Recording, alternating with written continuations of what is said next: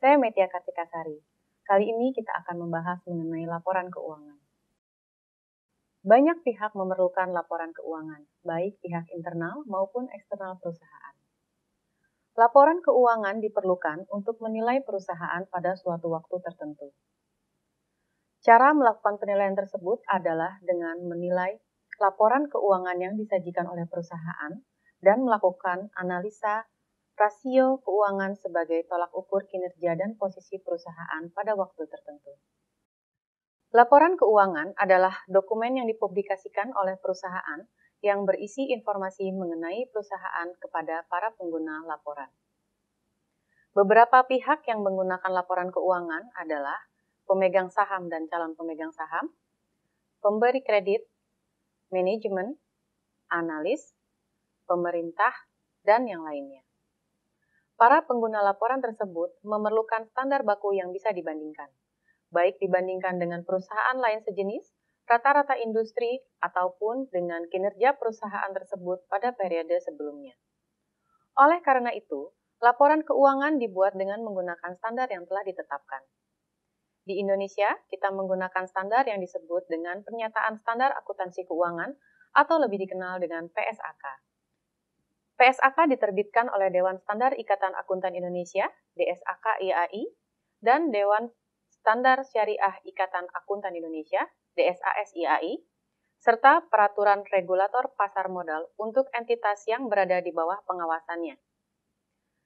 Dengan dilakukan pelaporan sesuai dengan standar, maka analisa atas laporan keuangan dapat dengan mudah dilakukan dan bisa diperbandingkan. Ada 4 bentuk laporan keuangan yang biasa disajikan oleh perusahaan, yaitu neraca, laporan laba rugi, laporan perubahan ekuitas, dan laporan arus kas.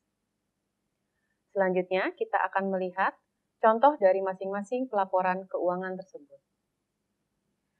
Ini adalah contoh menyajikan laporan neraca. Neraca menggambarkan posisi perusahaan pada waktu tertentu, yang melaporkan posisi aset jangka pendek dan panjang, hutang jangka pendek dan panjang, dan juga modal perusahaan. Dapat dilihat di contoh ini bahwa total aset dan total liabilities dan stockholders equity haruslah sama, sehingga dapat menghasilkan laporan neraca yang seimbang. Laporan laba rugi menggambarkan kinerja perusahaan pada waktu tertentu. Laporan laba rugi ini terdiri dari pendapatan dan biaya-biaya selama periode tersebut yang kemudian menghasilkan keuntungan atau kerugian atas operasi perusahaan. Laporan laba ditahan adalah laporan yang menggambarkan rekonsiliasi atas laba atau rugi pada periode tersebut dan pembayaran dividen. Di sini terlihat penambahan atau pengurangan dari saldo laba ditahan selama tahun tersebut.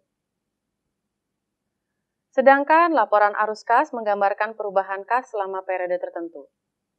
Laporan arus kas menghasilkan pemahaman atas perubahan arus kas yang dihasilkan dari operasi perusahaan, investasi perusahaan, dan pendanaan perusahaan. Laporan keuangan disajikan perusahaan untuk berbagai pihak, dengan tujuan menggambarkan posisi dan kinerja perusahaan pada waktu tertentu.